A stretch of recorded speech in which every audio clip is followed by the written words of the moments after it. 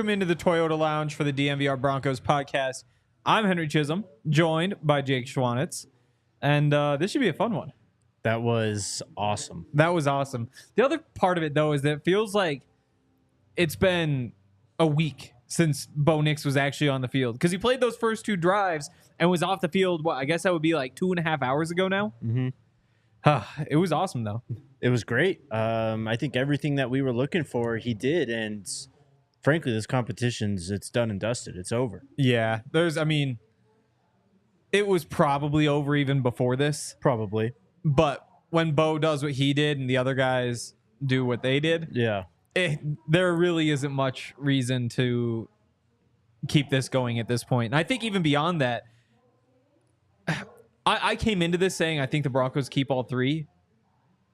I don't know now. I don't know that it's really worth it. I think this third preseason game is going to be very, very important to figuring out whether the Broncos are keeping 2 or 3. But that's not the conversation for now. The conversation for right now is Bo Nix.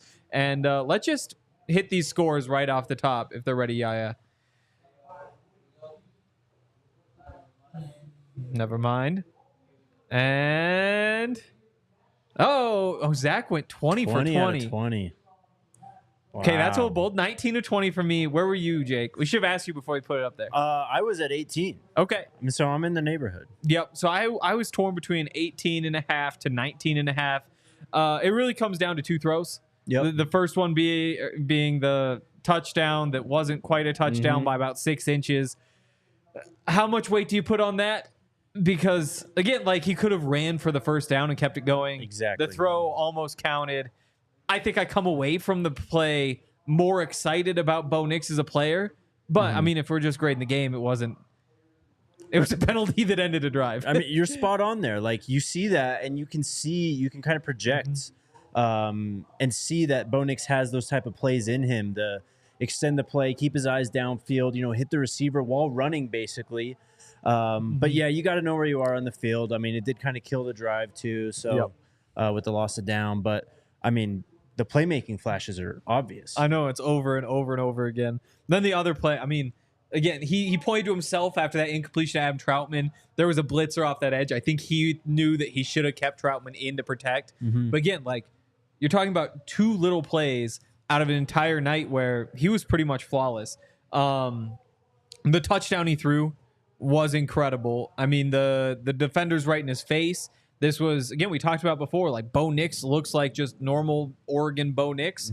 That's exactly what that play was. Defender in his face, didn't matter, just whipped one right in that. I guess I wouldn't call it a tight window to Tim Patrick, but it certainly was a window. It's not like he was wide open. I mean, look, people are going to see that and go, oh, it's a 2-yard touchdown pass. But if you watch that play back, the defender's right on Tim Patrick right after he catches the ball. So it was a close window, and it was just a very quick, a great decision from Bo Nix to make that throw in that situation, because he could have just, made the race to the pylon, there. But he saw the window, threw it, hit it, touchdown. Oh, yeah. I mean, again, a 2-yard touchdown. If you just look at the box score, it's not all that impressive. Right. I mean, Broncos fans should know how tough it is to find touchdowns in that tight, close to the end zone, because they haven't been able to do it. I mean, that was probably the thing that they were worst at last year as a team, is just finding points in those situations. And Bo Nix does it even when it's not easy for him, and that's a good sign. Let's can you pull up our list from before the game? I think this is a good way to get into Bo Nix. Yeah. Okay, so for everybody who didn't watch a preseason game or pre-game show, there we go, which you should have done. I can't believe you didn't. We put together a list of 5 things we wanted to see from Bo Nix. Just, again, some subjective, some objective, and here they are. Number 1, improved footwork. I would have to say yes, because I can't think of a single play where I thought, why did he do that? I mean, every pass was on target except for the one to Troutman that we already talked about. So and that was just a little pre-snap mistake. So I think we hit there. Easy hit there. 100 passer rating. Remember, I was like, I don't know, this might be unfair. Because remember last week, 15 for 21, 125 yards, touchdown, no turnovers, great game. Came out to a 102. So you need to, I guess you could be slightly worse than that, but not much. He winds up with a 140. 140.7. 8 of 9. 80 yards, a touchdown, just incredible stuff. Again, didn't turn the ball over. Yep, and ran 3 times for 12 yards too. Yeah, exactly. Had a 10-yard run. Yeah, so he could have gone out there for like 3 more drives and only thrown in completions. Still would have hit this mark. Right. Next up, we've got the sharpen the RPO game. I don't think there was a single RPO pass. No, I don't. Just going from memory, I don't think that there's anything that really comes to mind. Like I know there was at least like 3 or 4 in the Colts game that I can think of immediately, but tonight, none that really come to mind. Yeah, I agree. And maybe we go back and watch some of the run plays and see like, oh, there were routes that this wasn't RPO. There was the one yes, that you, yeah. But I definitely don't have any complaints. Maybe this is being a little generous, but sure, let's give him the check mark there. Why not? Sure. And then we got the 20-plus air yard completion. His best throw of the night. Cortland Sutton. Yep. 23-yard gain, 20 on the dot in the air. Yep. Yeah. And again, like, I guess it wasn't to throw from inside the red zone, but got him down to the 4-yard line, I believe. I think you're right. So those windows are tighter in there, too. Yeah, and the anticipation on it, too. Yep. Court's coming right out of his break, and Bo just hits him, and then the defender is able to finally get to Court after that. So if he was on time, you could see the arm strength there. I know that's been a little bit of a topic as well. I mean, he drove that football. Yep. And then finally, number 5, no sacks. He was not sacked. There was one that was close. Yep. But he was able to get out of the front of the pocket and turn it into a 1-yard run. Yep. I mean, yeah, really impressive stuff. Better than last week's performance from Bo Nix. I mean, we obviously saw more last week, but I think, the efficiency was still there. Still 2 for 2 scoring. Used his legs, made great decisions. I mean, there's hardly any drop-off from last week. If not, it's marginal. I mean, I'd probably lean slightly better this week, though. Yep. I'd go slightly better. And again, I mean, it's always tough to give out these grades. Last week's complaints were like, yeah, maybe a little rough around the edges while you were still like getting the job done.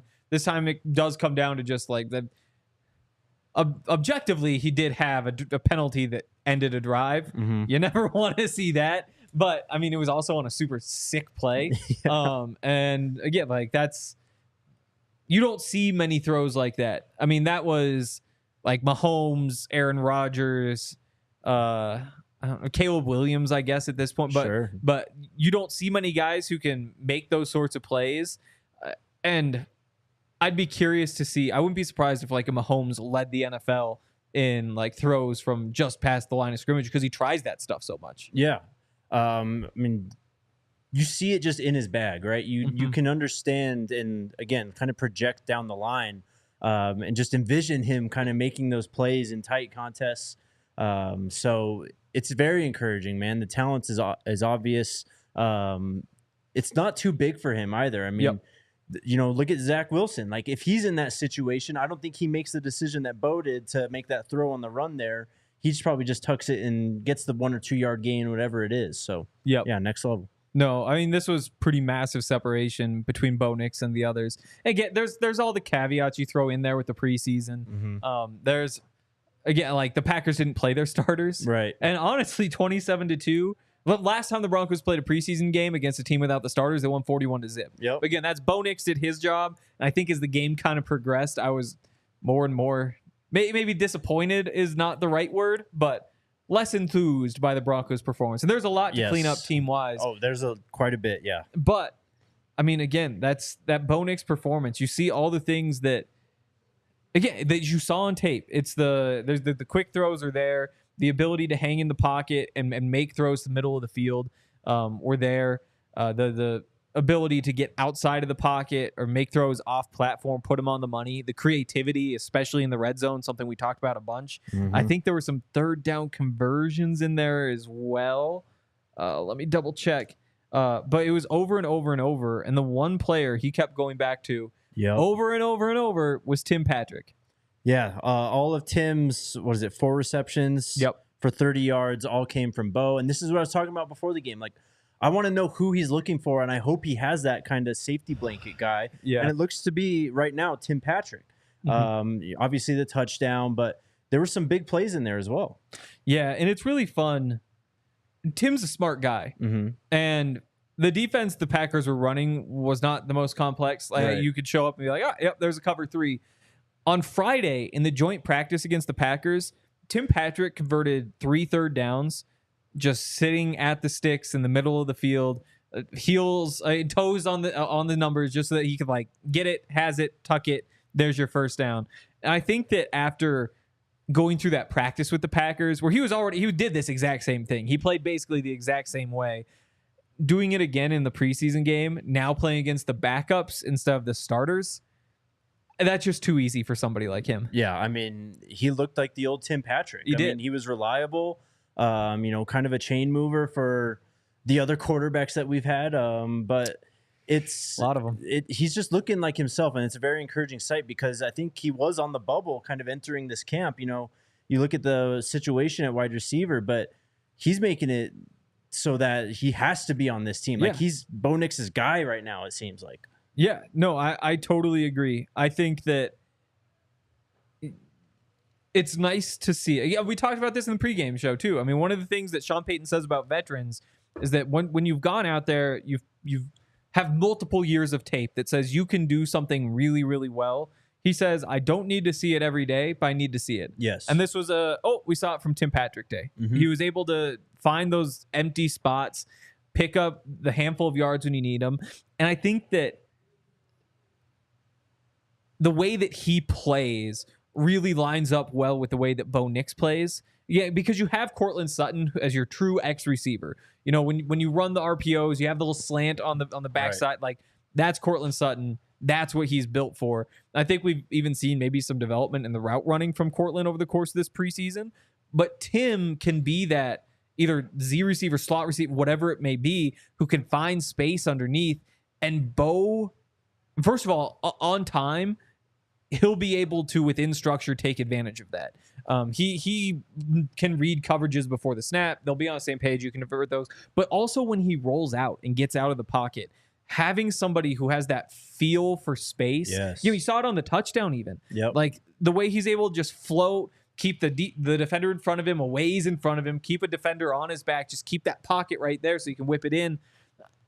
I really hope that we see this connection develop because it seems like those two could really be built for each other. Yeah, it's the exact type of player that Bo Nix needs to be successful this season, especially in his rookie year.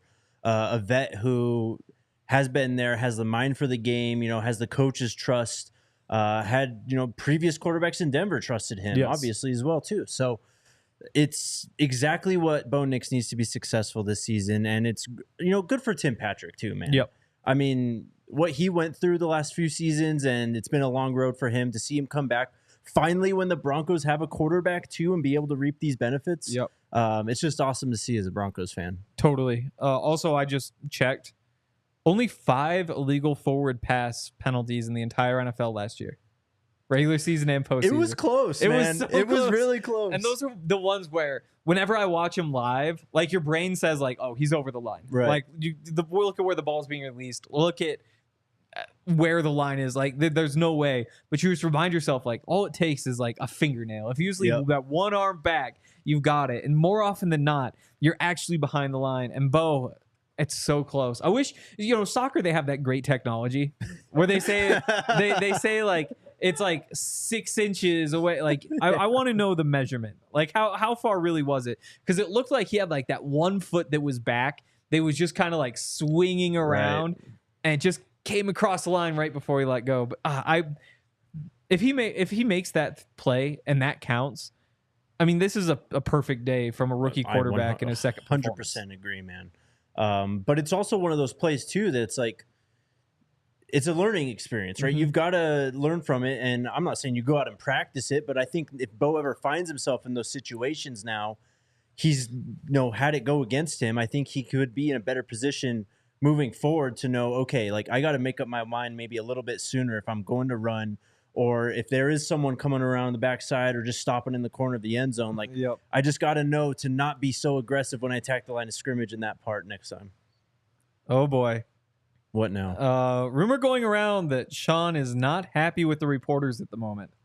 We're gonna. Good thing you're here. Yeah, I know. Yeah, I'm here tonight. Zac Stevens, our guy, is there talking to Sean right now. So we'll have him call in about half an hour, I'd guess, maybe toward the end of the show. Until then, we obviously have a lot to talk about, including giving a shout out to our friends over at Toyota. We're here in the Toyota Lounge. We love Toyotas. When you look down at the bar, so it wasn't packed today because it's a preseason game. Right. Also, it was $10 to get into our tailgate with illegal Pete's for free and all you can drink. I bet you could get into the game for like $10. But the people who were down there, some people walk in with a smile on their face and some people don't. People who walk in with a smile on their face typically are driving Toyotas. Toyotas are awesome cars. We obviously really appreciate them for all the things they do for us. If you're in the market for a new car, they have so many options. All new 2024 Tacoma, iconic 2024 Land Cruisers coming this spring. 17 different models with available all-wheel drive or four-wheel drive, like the Epic 4Runner. 16 different hybrid vehicles to choose from. The Tundra iForce Max hybrid truck. You can check these out at your Front Range Toyota stores at a location near you. There's Auto Nation Toyota Arapahoe and Centennial, Corwin Toyota in Boulder, Groove Toyota in Littleton, Mountain States Toyota in Denver, Stevenson Toyota East in Aurora, and Stevenson Toyota West in Lakewood. Toyota, the official automotive partner of the NFL, the official vehicle of DNVR. Chat is saying Sean is really pissed. I really want to know what's going on. I'm excited. I'm excited. Also, while Jake is telling you about more of our friends, let me know in the chat if you are surprised by Bo Nix's athleticism. Okay. Because I think that the vibe coming into this was that he was not an athlete. I think that's changing. That's crazy. All right. There's a lot to be excited about right now in Broncos country. So if you're planning to maybe go celebrate this dub, I know it's preseason, but we know why we're excited. And have a few drinks. Maybe you should consider having Z-Biotics before. Ooh, yes. I've hit that number, Hank. I'm at 30 years old. Ooh, you are, aren't you? Yeah, I just don't bounce back the way I used to after a night of drinking. So that's why I use Z-Biotics. I was in Minnesota last night at a wedding. Did you need some Z-Biotics? Yes. Luckily, I was pretty responsible because I knew that there was like an early flight this morning to get back. But no, I would have been a really good decision. Hank being responsible, how much you've grown. Yeah, well, wishing that I was responsible. So close. Yes. Vacations, weddings, birthdays, and reunions. There's so much going on. Get the most out of your summer plans by stocking up on pre-alcohol now. Go to zbiotics.com/DNVR Broncos to get 15% off your first order. When you use that code DNVR Broncos at checkout, pre-alcohol is back to the 100% money back guarantee. So if you're unsatisfied for any reason, they'll refund your money, no questions asked. Again, zbiotics.com/DNVR Broncos with the code DNVR Broncos at checkout for 15% off. Shout out to Z-Biotics, our new friends. Yes. We've got a lot to talk about because it wasn't just Bo out there tonight. It wasn't just Tim Patrick. I mean, there's all the quarterbacks, the other, 50 minutes of the game that Bo didn't play, but it really feels like that's obviously the big story. Yeah. I want to know from you, what do you think Bo's best strength is at this point, having seen 2 games now? Because I feel like there's a whole bunch of different competing aspects that don't even necessarily line up with each other. I'd probably have to go with his feel for the game right now. It kind of comes down to experience, just being there so often in college, the 60-plus games that he's played. But he's just so poised. And, another thing that we said in the pregame show, too, is like he kind of came out last week, the first 2 throws a little off target, maybe just a little too excited getting in there. I don't think we saw that tonight. I think he was really composed and calm and just from the first snap was just locked in. Yep. So that's how I'd put it. I almost think that it's the off-platform throws. Like it's the because maybe that we call that arm talent.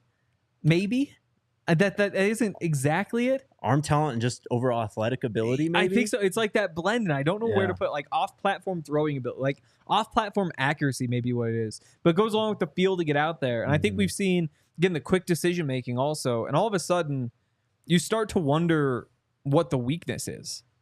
We haven't seen one yet. That's the thing, and it's too early to get way too excited, of course. But through 2 of these games, I mean, it really feels like the Broncos found the quarterback for the next decade or 2.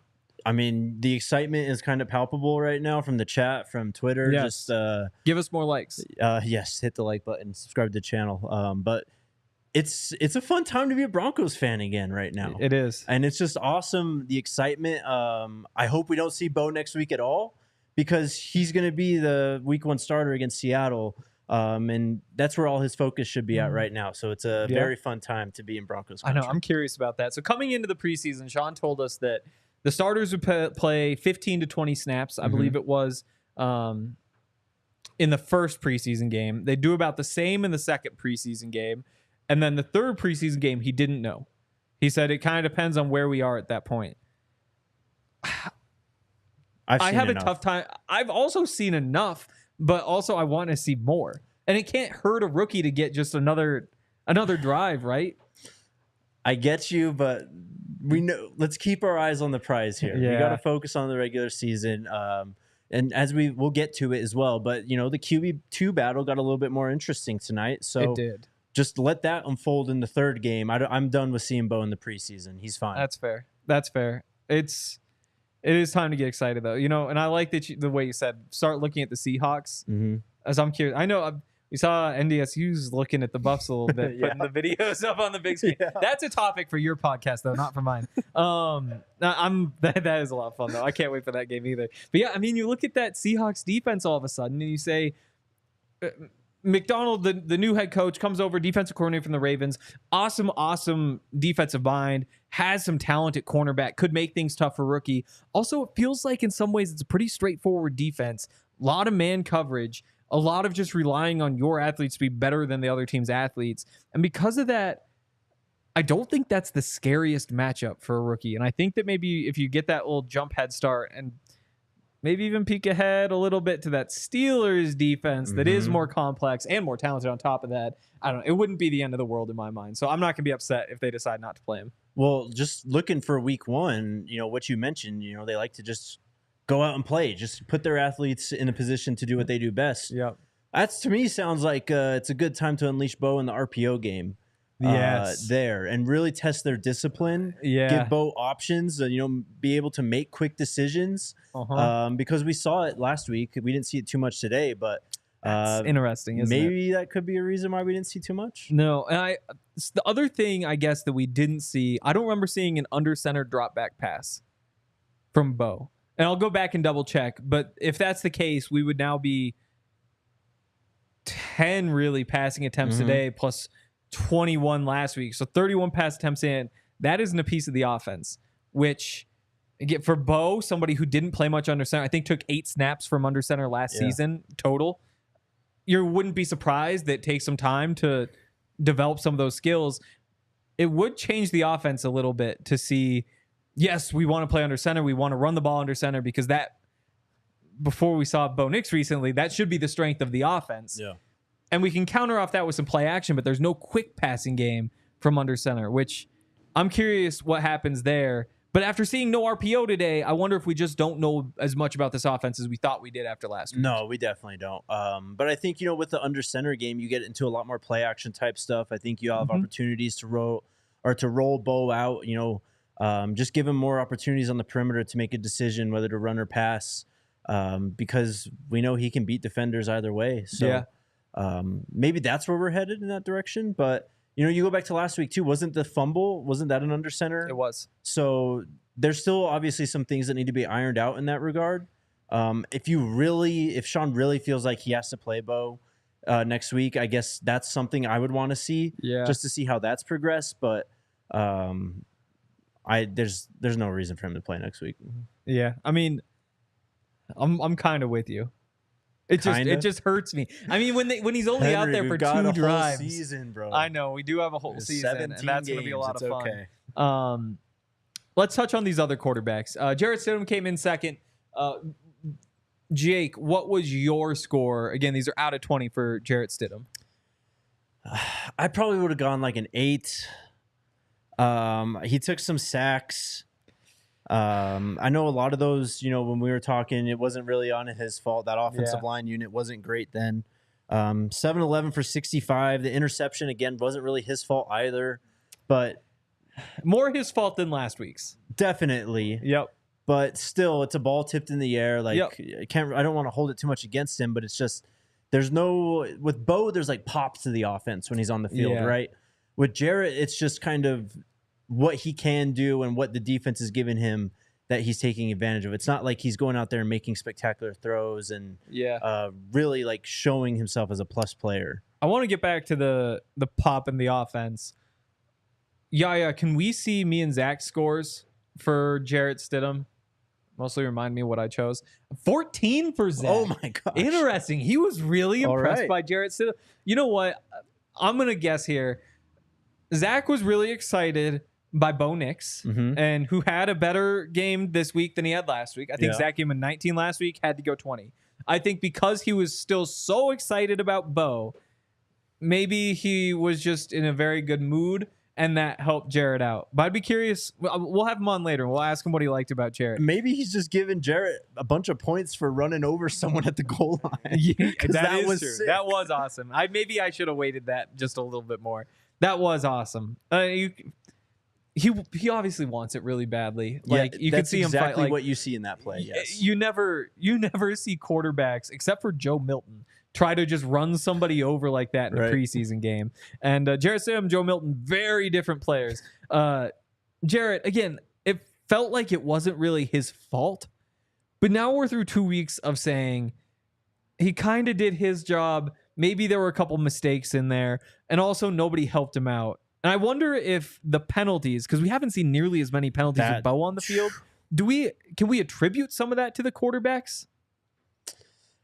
Oh man, I mean, I have to go through all the penalties. I think there was a false start for Jarrett, and that's the one where you're like, maybe cadence, right? But even that is probably a stretch to blame Jarrett at all. Yeah, I mean, like I get what you're saying. Like I don't want to hold what he didn't do against him, but at the same time, it's like, maybe that's just kind of who he is as a player. Yeah. And that's why he was a backup for so long too, is because he didn't have enough plus traits, plus ability to really push his team over the edge and like win a play by himself. You know what I'm saying? Like Bo kind of has that ability. We've seen that already the last 2 weeks. Jarrett's just, as the offense goes, you know, he's just going to take whatever's there. Yep.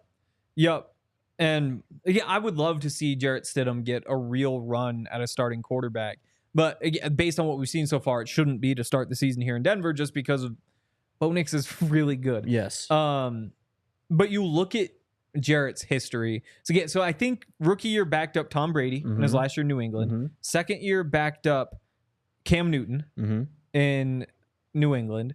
I think the next year he went to the Raiders and backed up, I think it was Derek Carr for a year. I think you're right. And then after that, it was Jimmy Garoppolo for a year. Is that right? And then last year came to Denver and backed up Russell Wilson. Like that is such an insane list of quarterbacks to learn from. And having spent a decent amount of time with Jarrett, he has learned from them. I think that we've seen growth from him over the course of his time in Denver. I mean, tonight was a little bit rougher, I think. But you watch these practices, and he understands the offense, and he's getting the ball where it needs to. It's getting out there on time. Again, going to every practice, grading every practice, I had Jarrett Stidham graded out higher than Bo Nix. And Bo, again, started a little bit more slowly, as you'd expect from a rookie. Picked it up later and won for quite a while. But I don't think that Jarrett is a bad quarterback. I think that he's actually a really good backup quarterback. And I wish that I could see him start somewhere, because I think that there's a real chance that he maybe doesn't take it and run with it to a Pro Bowl, but winds up showing that he can be, you know, at least like a Teddy Bridgewater type in the NFL. I mean, with how bad the quarterback play in the NFL was at times last year and the injuries to quarterbacks, like, why shouldn't he have a chance? I agree. But to that point, too, it's like, you know, you say that when they started training camp, you know, Jarrett was ahead, and obviously, right? Like, he's a veteran. But, like, that's, like, perfect, like, backup quarterback, like, exactly what you want. You know what I mean? Like, they're going to look good in training camp settings. They're going to come into preseason games or even, you know, regular season games and just do what they can with the offense. But it's not going to be wow plays all over the field, wow throws all over the field, you know, crazy plays with his legs. Like, he's a fine NFL quarterback. It's just Bo obviously has a lot more plus an upside to him. So. Yep. And maybe Zach Wilson does too, but we'll get to that next. First of all, hey, Yaya, do we have a UC Health Player of the Game? UC Health Player of the Game is Bo Nix. We're going to circle back to that later. But yeah, UC Health, Jake. They're good friends with your guy. They are good friends with my guy, Coach Prime. And he wants to help you and other Coloradans be your healthiest selves. As the Chief Motivation Officer of UC Health's Ready, Set, Go Challenge, the Go the Challenge, to get Colorado back to its rightful place as the healthiest state in the nation. We're kind of fully into the season flow right now. Yep. But there's still things we could do, to be healthier selves. Yes. Go to the gym. You could just sleep more. Yes. You could eat better, tons of things like that. So that's what UC Health is trying to accomplish here. Just encourage everyone out here in Colorado to try and be your healthiest self. If you want to join UC Health's Ready, Set, Go Challenge, click the link in the show notes or go to uchealth.org/ready-set-go.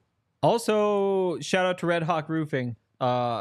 I'd imagine a lot of people in Denver need new roofs because everybody's been raising the roof. Exactly. Because of Bo Nix.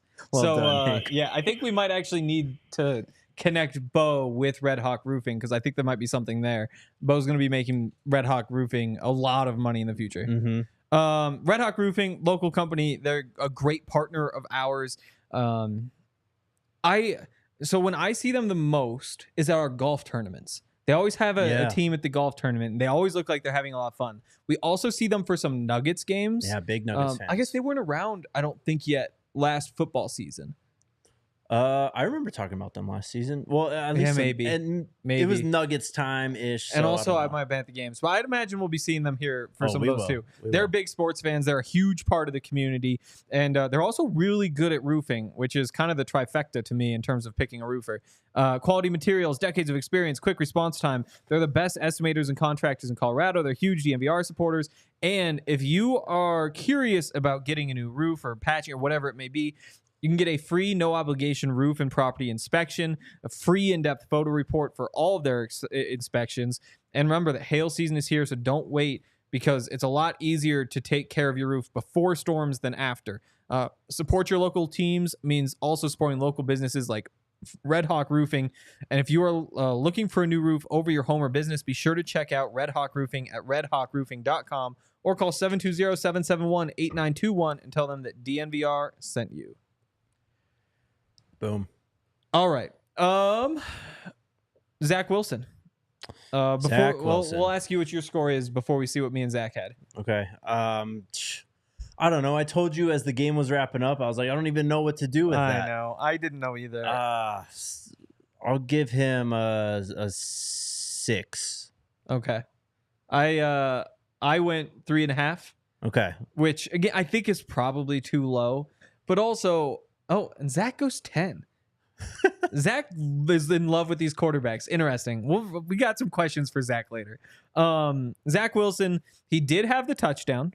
We love touchdowns. He was also 2 of 6 for 29 yards, a couple of sacks. One of them was a safety. Weird play on that safety. So it's like it's a twist on the edge. You've got the defensive end coming inside.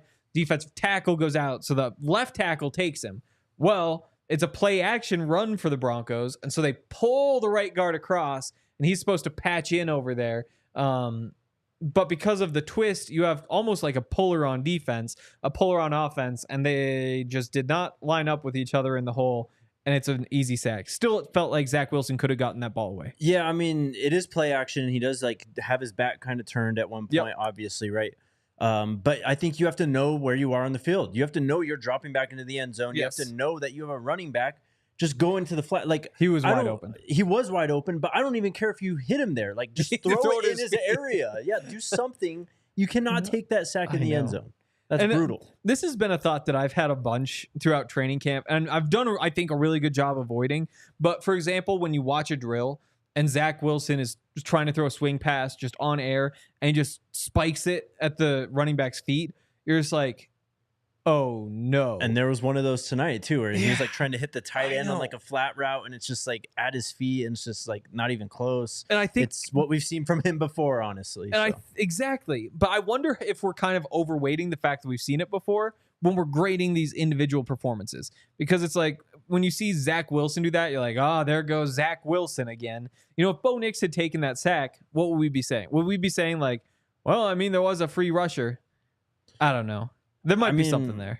I think we might be saying, rookie mistake type of thing. Exactly. But I still think exactly what I just said. You have to know where you are on the field. Yeah, true. You have to know where you're hot if something does happen, because you're doing play action. Like, you're not going to have as much time to keep your eyes up and, survey the field. So you just have to know where you're hot, and just try and do something, not put the ball up in harm's way, obviously, but you can't take safeties like that. No, you can't take safeties like that.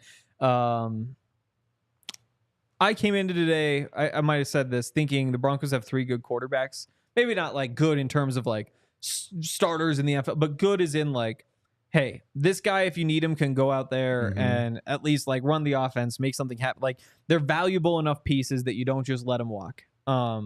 After this game,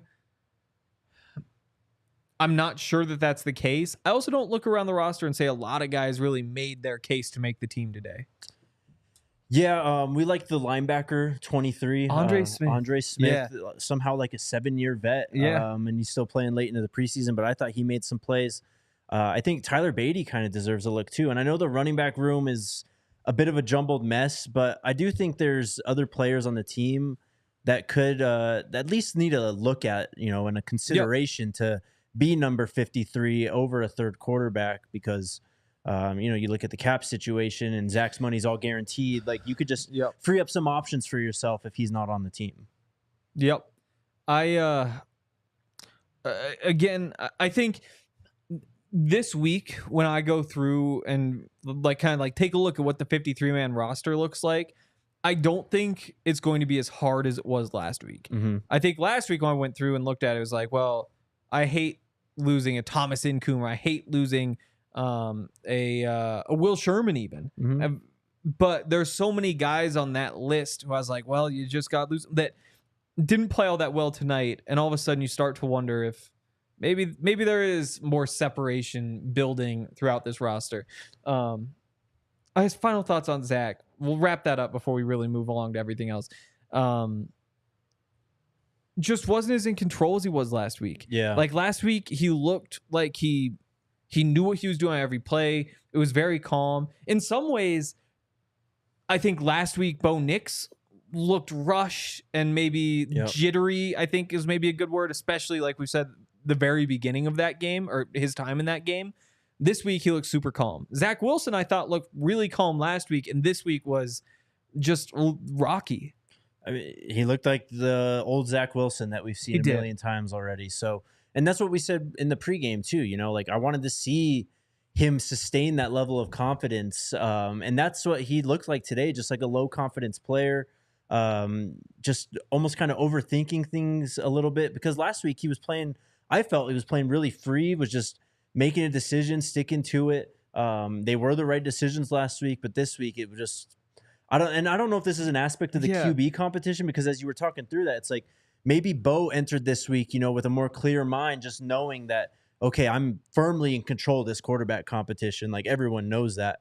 Stidham kind of took a different approach, obviously, with the way he trucked the defender at the goal line. I think that could have been because of that. And maybe Zach just kind of, faltered under the pressure a little bit, and that's what we were seeing tonight. Maybe. I haven't heard from Zach yet. We're going to play a little rapid fire game of stock up, stock down. Okay. First, though, our UC Health player of the game. I spoiled this earlier, and you all know who it is anyway, but it's Bo Nix. Yes, sir. Bo, again, we've talked enough about it, but just an incredible performance. And if he isn't named the starter by Wednesday, I'm going to be shocked. Bet the over on the Broncos now. Yeah. Now. Yeah. No, like, literally, I had maybe a little too much money on the Broncos -7 tonight because again, like, we've seen this happen. I mentioned before, like, this was kind of a letdown in a way as the game went on, because even 17-zip at halftime, you get the ball afterward and you're like, okay, you get to 24. Last year, the Broncos played the Rams. Last year's Broncos team, not a team that I think will go down in Broncos history, took on the Rams backups last year, won 41-zip in a preseason game. I think early on we saw that sort of dominance, but it just faded a little bit. And that kind of makes sense, because second half it's 3s versus 3s on both sides. But I think this is where the penalties come into play too, though. yeah, that's actually what it was. They That's had some bad penalties that kind of, extended the drive. Even the first play of the game when they were on defense, it's a face mask that automatically gives the Packers 15 yards. You know what I mean? So I think it was a lot of those that is maybe kind of capped the Broncos' ceiling in this game in terms of scoring points because they were moving the field pretty well, especially with the first two quarterbacks. Yep. Okay. Real quick, let's jump into this little rapid player stock up, stock down after tonight. Blake Watson. I remember going into the fourth quarter, I was like, wow, they're really hiding him. They must be trying to get him to the practice squad. Next thing you know, he has 6 carries, the most of any Bronco. Yep. Only 20 yards on him. 9 is the long. Stock up, stock down. I think it's stock up just because he didn't fumble. That's tough, but he might be right. I mean, he was 6 for 20, 3.3. Yeah. Like I said in the pregame show, like I want to see more pop out of the running backs. Mm-hmm. I think Javonte looked good in his limited time. Jaleel looked fine. We'll get to the other guys, but it's slightly stock up for Blake Watson. I go stock down mostly just because of my own excitement, which is probably unfair to him. But like I thought you play this guy in the preseason. He's going to make you put him on the roster. And so far, that just hasn't been the case. One more try at it. Javonte Williams, 3 carries, 17 yards. Stock up. Stock up. I agree. I thought he looked pretty good. I mean, maybe not full what we saw 2 seasons ago, but maybe it's just the offensive line, honestly, because he had some wide open running lanes to go through. And I remember there were 2 runs that you and I were talking about. It was like, that could have gone for 20, 30 more. It was really blocked up. Looked like he might have had his weight out a little bit in front of him. Mm-hmm. Just kind of forward lean, wasn't able to kind of get through the hole, see the space, and then kind of get to it. It was more of just a tumble forward as far as you can. Mm-hmm. And he did keep falling forward after that. So I would still say stock up after last week. 3 for 17 for Jaleel McLaughlin. Stock up, stock down. 1 catch, 4 yards. Slight stock up. Okay. I mean, he's obviously got the explosion. Mm-hmm. I do want to see more from him in the passing game. We did see a lot last week, so I'm not going to be too harsh on that. But, I think he just came in here, did what he had to do, and looks good enough, and the coaches are satisfied there. Yes. Also, let's just keep going real quick. Okay. Couple receivers here. Tim Patrick, stock up, stock down. Oh, way stock up. Easy stock up. Greg Dulcich, stock up, stock down. Slight up. I think I go up because of that catch and run. I think. Well, he did the Elway helicopter. Exactly. And I was thinking about 18-yard gain there. Yeah. I get more excited by Greg Dulcich catching that ball, making a guy miss, and then fighting for extra yards at the end for 18 yards than I do seeing him catch a ball up the seam for 15, fall forward for 3 more. I agree. Yeah. Just with the injuries that he was dealing with, and that's the player he was at UCLA too. I mean, he was explosive for the Bruins. So seeing that a bit in the open field, you're right. It is definitely stock up for him. Yep, definitely stock up.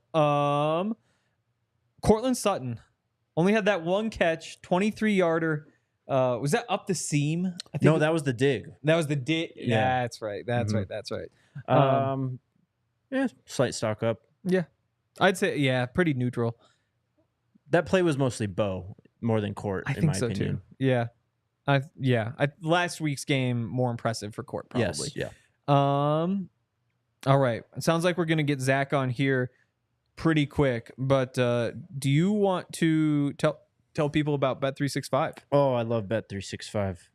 I logged in during the game after Bo Nix exited the game, put in some money, and bet on the Broncos over win total. Yeah, I know. I've been looking around because they've got the 4.5, the 5.5, the 6.5. Yep. And I definitely need the 5.5 and the 6.5. The 6.5 is plus 190 too. I know. Make the playoffs is 8-1. Yep. But again, the rational part of my brain kicks in and says, you've watched 2 preseason games. The other team didn't even play their starters tonight. So is this really the time to be making bets? I still think yes. This team. I took Bo to an offensive rookie of the year. Okay. After he went out, I'm like, all right, it's time. It's about time. Let's go. Yep. But get into the Broncos over at Bet365. Sign up with the promo code DNVR365. And they've got a nice bet and get offer for new customers. Again, put in that code DNVR365, deposit $10, and then all you need to do after that is place a $5 bet on anything. I do it on anything that's happening soon, because once that bet hits or misses, no matter what happens, you'll get $150 in bonus bets right into your account. You must be 21 or older and physically located in Colorado. Please gamble responsibly. If you or someone you know has a gambling problem and wants help, call or text 1-800-GAMBLER. Also, a new partner. Well, sometimes I say that and then realize that I haven't been on the show for the last 3 days. They're new. Okay, yeah. And then so have Zach and James just been telling everybody about Rugged Road? If not, let me be the first to tell you, or if not, then the second or third, that Rugged Road is awesome. In Colorado, obviously, very outdoorsy place. People like to fish, ski, camp, in all those situations, a really, really nice cooler can make a huge difference. It's essential. The thing about the Rugged Road coolers is that, first of all, they're very good at cooling things, or I guess keeping things cool. Cooler itself does not make the cool. They don't let the heat in. But the X factor to me is, well, I mean, I don't want to sell that this is like an air conditioning unit. That's well, you know how coolers work. It's like the middle of the night. It certainly isn't Minnesota where I was. The thing is that they're not heavy. They have this lightweight design that makes them really easy to take around to different places. Again, whether you like the fishing or tubing or camping or tailgating, I know that there's probably a bunch of tailgaters watching.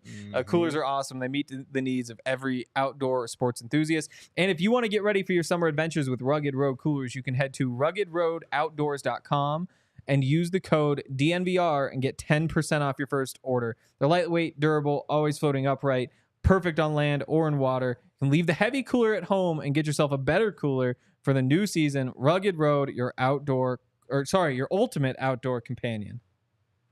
Did that little beep mean Zach is here? Nope. What did it mean? Don't worry about it. Okay. Well, we don't have Zach yet. Let's see. How much time do we have? We got 15 minutes left? 13 minutes. Okay, we can go a little over. Hopefully Zach makes it. If not, I mean, he'll be here tomorrow morning. I think we're on at 10 a.m. tomorrow? 10:30 tomorrow. Good for me to know. Defense. Yes. Let's just start with this. You get to pick one player today. Biggest stock up. Who you got? On defense? On defense. Jonah Ellis. I think it is. Has to be. Yeah. Well, the crazy thing is last week he played well. I mean, he had the pressure, forced the interception, got credit for a sack. Quarterback got flushed out of the pocket by another guy and ran out of bounds for a 0-yard gain. Okay, Jonah Ellis is the closest. We'll give him that sack. Today, though, he was actually awesome, though. Yep. I think you saw a big step forward. I mean, a forced fumble, fumble recovery. He had that sack as well, including a quarterback hit. So we talked about this edge room a lot, and there's talent there. You like the room. It's kind of missing, a Von Miller, like an ace type of pass rusher. I'm not saying Jonah Ellis could be this, but man, what we've seen in 2 games from him, that guy is going to be on the field a lot this season, early and often. And he's getting to the quarterback and he's making plays on the football as well. So it's very encouraging to see those types of things. And I'm very excited for the future of Jonah Ellis here in Denver. Yeah, I'm very excited too. And I think that as a 21-year-old edge rusher, especially, and you have Kayvon Thibodeau was a 21-year-old edge rusher. Yeah, he was also a top 10 pick because he's just a freak of nature. For a 3rd-round pick at edge rusher to be 21 years old, won't be 22 until after the season, very, very young, coming off the major shoulder injury that he had. Yeah. I don't think that you can expect him to be a part of your starting defense or a part of your regular season defense. That's a guy who's a game day inactive when you just look at the profile. Right. But then you look at what he does when he plays against 2nd and 3rd teamers, and he very clearly does not belong on the field against the 2nd and 3rd teamers, which makes you think, where does he belong?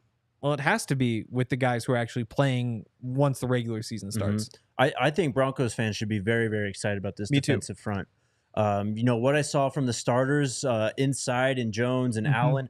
Zach Allen was a monster tonight in limited snaps as well. You're going to have fun going back and watching him tonight. I know. I think that's a big one because we've said this before that sometimes you see trends where you go through camp and it's Thomas Incoom, Darrell Chami, great performances as edge rushers.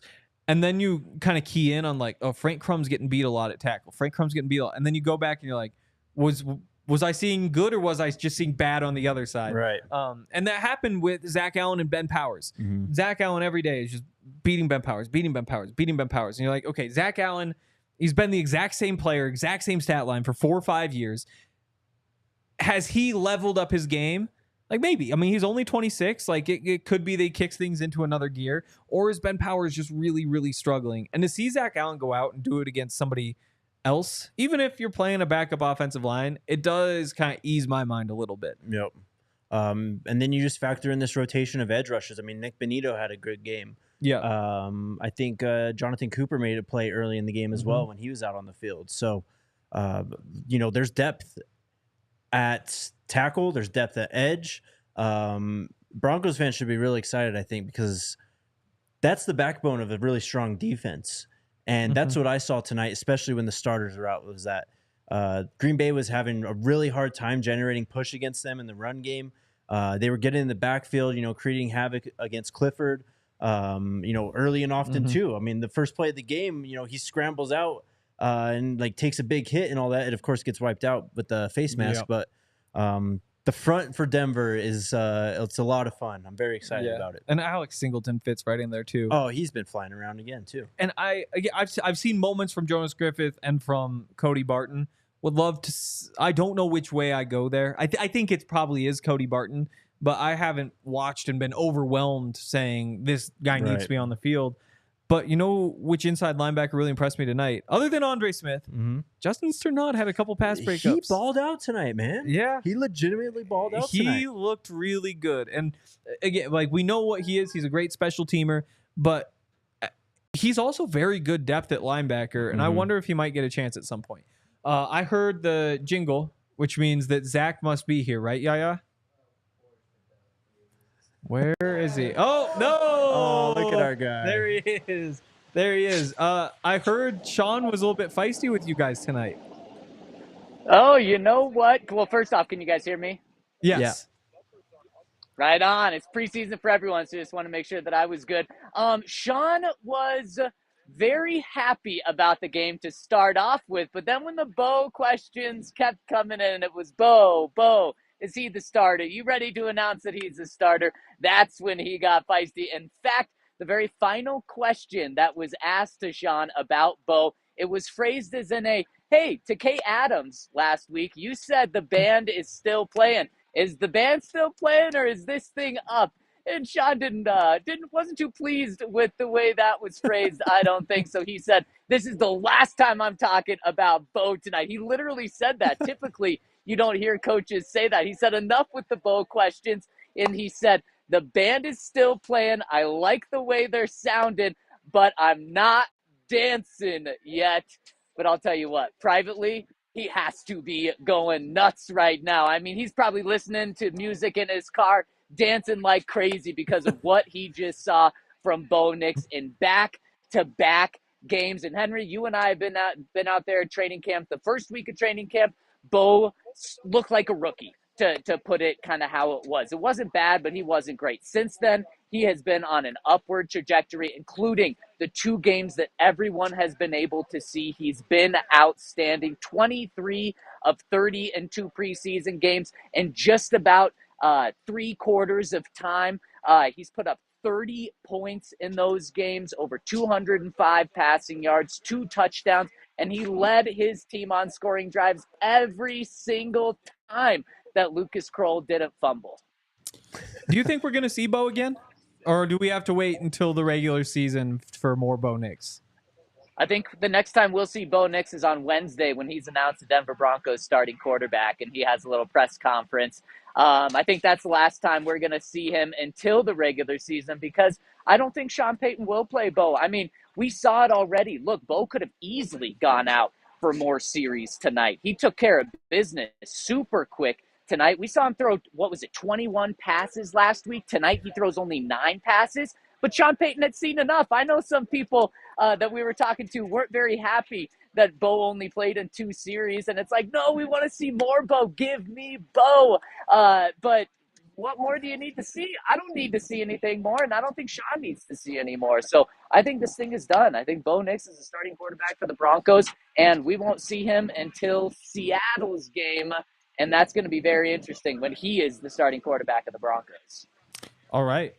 Zach, 13 penalties tonight for 120 yards. Does Sean have anything to say about that? I mean, there are a lot of penalties, too, that, like, extended drives for the Packers. Oh, Jake, that was something Sean had a lot to say about. In fact, he said that was enough penalties for 3 games. Not 1, not 2, but 3 games. So he's upset with that, and as he should be. You see how many times, not just tonight, but last week, too. That's when it's a concern, is when mistakes happen in back-to-back games, whether it's a fumble, whether it's an interception, whether it's taking a lot of sacks, or whether it's penalties. And this team has obviously had a lot of issues with penalties over the years. And if that continues to happen this year, they will lose games because of that. How many times tonight and last week were the Broncos in scoring range and then they were bumped out of scoring range? Or tonight, how many times were they about to get the ball and then J.L. Skinner has a roughing the kicker that gives the Packers a first down instead of them having the ball? They cannot have these mistakes. And it's not just happening with backups. It's happening when the starters are out there. I think 4 penalties last week when the starters were out there, multiple penalties when the starters were out there tonight. And at halftime, the Broncos had 173 offensive yards. They had 75 penalty yards. The Packers had 69 total offensive yards. Nice. The Broncos had 6 more penalty yards than the Packers did offensive yards. On one hand, that's like, wow, great job to the Broncos defense shutting down the Packers offense. But on the other hand, you can't have those penalty yards because then you combine those and it's almost an even game in terms of the yards that you're just giving the Packers there. And if you do that, the NFL, it's not like college where you can afford to have really sloppy games and still win. If you do that in the NFL, that's going to be really tough to win games. Is Tim Patrick a starter? Oh, without a doubt. And Tim Patrick, I mean, Bo Nix is obviously the story of the game. Tim Patrick is the second story of this game. And it was so cool seeing him not only score a touchdown, but have a crucial first down catch from Bo Nix on that drive. And then also to see him get in the end zone and give the mile-high salute to the fans after missing 1,000 days. After not getting in zone for 1,000 days, he finally gets in.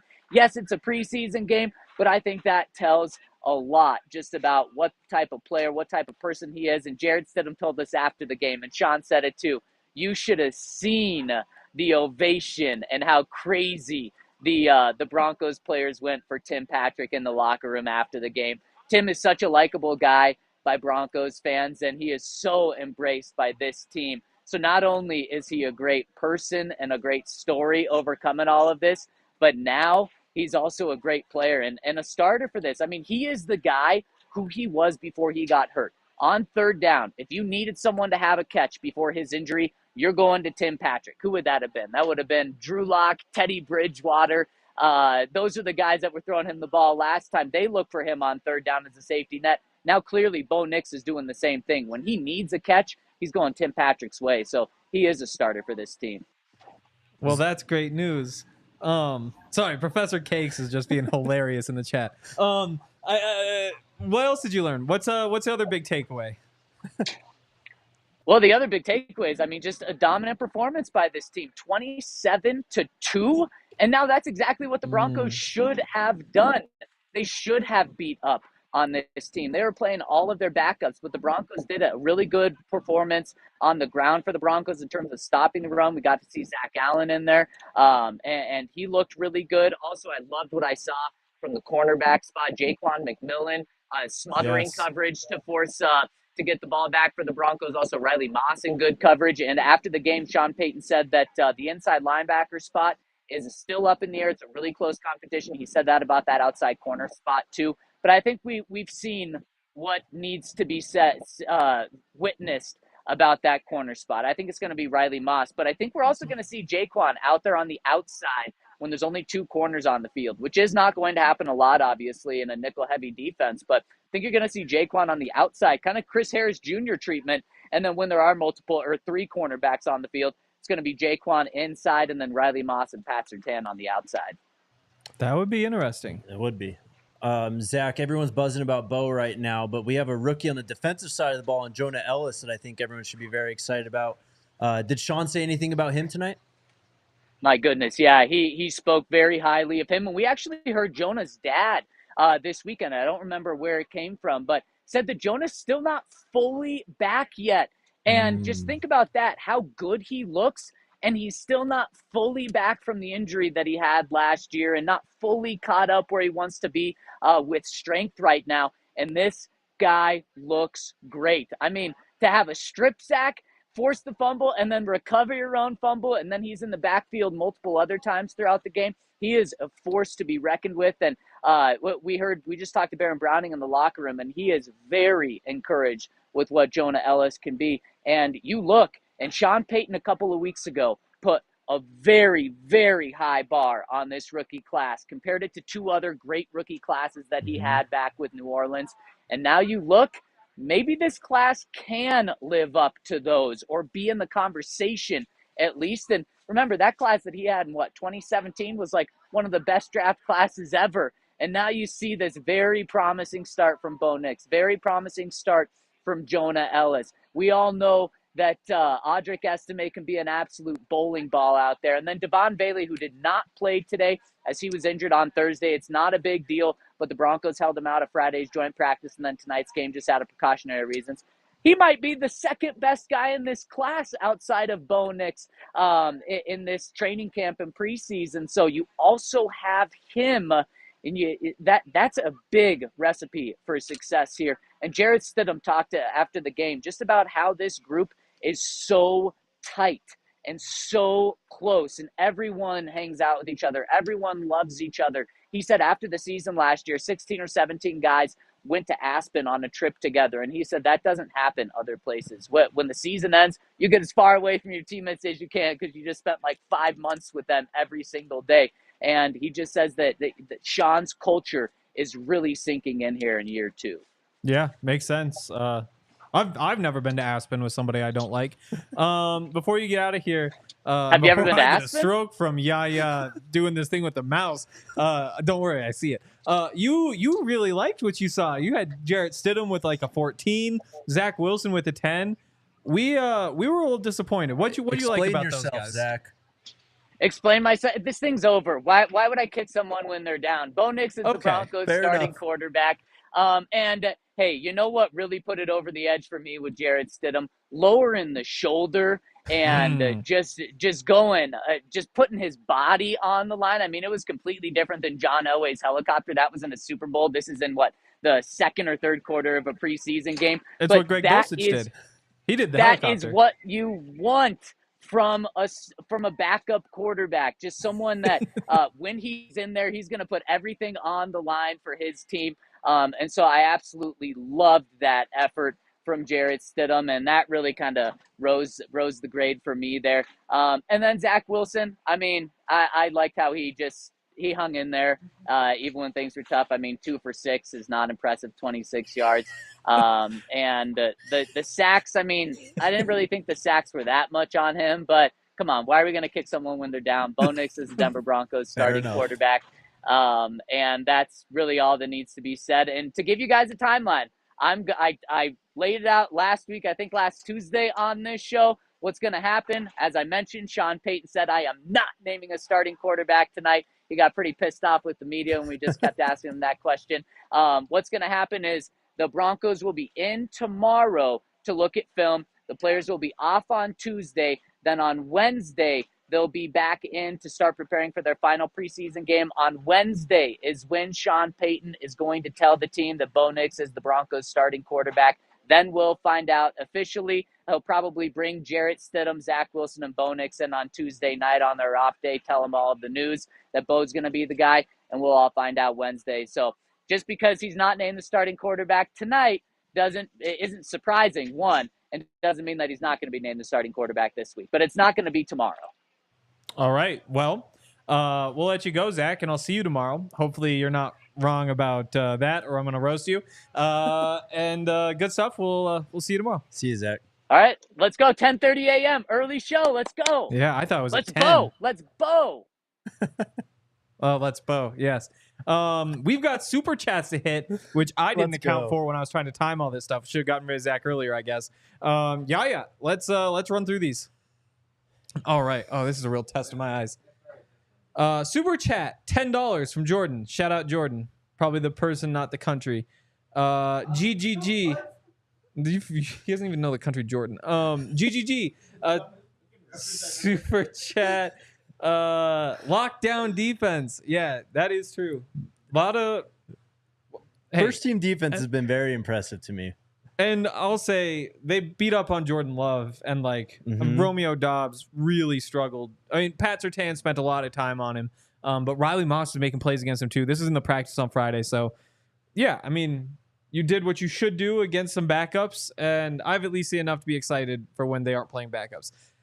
Jordan, again, maybe this one's the country. Start Wilson game 3. If he plays well, cut Stidham. If not, keep all 3. Nix showed exactly what we've known since OTAs. He is blatantly the starter. Yeah, no, I totally thank you for making it bigger. That's important. I don't know about cutting Stidham. Again, I'm not going to let this one game kind of change everything I've seen. But if you haven't been watching practice and you've seen these 2 games, I would totally get it. Look, I mean, I get, wanting to only go into the season with 2. I get wanting to go into it with 3, but I don't know. The drop off from Zac to Stidham, it's enough for me to, convincingly decide that I think Stidham should be the backup quarterback, at least right now. Yeah. Like Zach Wilson's more of a project. And to me, it's almost more situational where, if you start the year, well, knock on wood, you're 1-4 for some reason, Bo can't go. Throw Zach Wilson out there. See what happens. Well, real quick, before we go any further, reach forward. Oh, I'm kicking. Don't worry. He's knocking with his foot, and he's knocking the whole moving. table forward. Yeah, just to make it clear for everybody. This is wood too, bud. That's not wood. I think that's. Yeah, shut up. I think that if meanwhile you're 3-2. And Bo can't play the 4th quarter, that's where I go Stidham. I kind of like having somebody who's fun and a project and somebody who could probably just go close out a game for you. I don't think if you waive Zach Wilson, the NFL is going crazy to try and claim him on the wire, though. I'm curious. Really? You don't see a lot of great backup quarterbacks. And I think that he's at least one who's exciting. Michael Pratt far outplayed him tonight. True. He did tonight. He definitely did tonight. I also think Zach Wilson or Josh Dobbs. Oh, I take Dobbs, I think. Well, there we go. So I guess never mind. You are firmly anti-Zach Wilson. Brittany Marie. I've seen what I've seen, bro. Marie. Nothing better than a long drive home after Broncos win, even preseason. Nix is the fix. Let's go, Brittany. Yeah. No, I've got a short drive home. Then I've got a bunch to write. Jordan. Hey, probably the person again. There's no different person maybe. Does Wilson get the same excuses you gave Stidham last week? Patrick doing what Patrick does best. How did anyone believe he was on the bubble? Starting at the top. Do we give him the same excuses we gave Stidham? The thing is, Stidham really didn't make many mistakes himself. No. I think the only thing you really look at is the 3rd and 16 checkdowns, which I didn't enjoy, but also what are you going to do? Mm-hmm. Whereas with Zach Wilson, there actually were some missed throws and things. Yeah, missed throws, bad sacks, a safety. Again, Jarrett is what he is, right? He's going to do what he can within the structure of the offense. He's not going to make any special wow plays, and if he does, it'll be very infrequent. So. Yep. Wait, there was more to that one. The second part was Tim Patrick. Why was he on the bubble? Mostly because he had been really quiet during camp, and you just don't know somebody. He's 29 now. I don't think he's 30 yet. You don't know what he's going to do. Devon Bailey plays a very similar game. It's a very large receiver group in general. Lil Jordan Humphrey, a lot of similarities, but also Lil Jordan's 24, 25. He's younger. So that's why. Obviously, Tim Patrick has proven it in the past, but we hadn't seen quite enough tonight. Sealed. I think even before tonight he was safe. But today I think he probably just claimed a starting job. I mean, I think going into the training camp and all that, it was just can he stay healthy? Is he the same player he was pre-injury? I think it was just a lot of that, really. Jordan, our guy, or country. Nix, 20-20. Wilson, 9-20. Stidham, 7-20. Yeah. Can't get mad at defensible.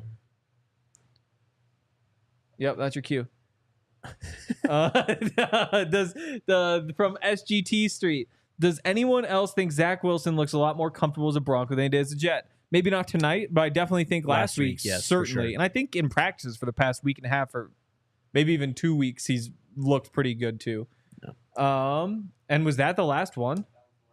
Wow. So that's going to do it for today. Thanks, Jake, for doing this. Of course, man. This was a blast. Let's do it again. No, it's awesome. We'll be back tomorrow, me and Zach, 10:30 a.m., talking more about the game. By that time, I hope to have at least seen the first half of this all 22. I believe in you, bro. I think it's a reasonable goal. I think that seeing the whole thing is unlikely, but first half. That's what people care about anyway. You can do whatever you set your mind to, Hank. What if, I just realized, all 22 doesn't always get posted. They say by 24 hours. So last week with the 11 a.m. game, it was up by like 7, I think. Hopefully it's up in the morning, but now that I realize, I can't make any promises. We'll be here tomorrow, though. Appreciate all you guys for watching. Please give us a like on the way out. Subscribe.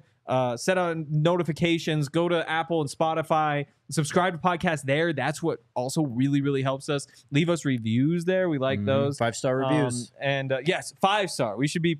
Don't leave you need shitty reviews. Yes. Please don't, actually. If you want to do that, don't go there. Like I said, tomorrow, 10:30 a.m. We'll see you then. We all silly like the mayor.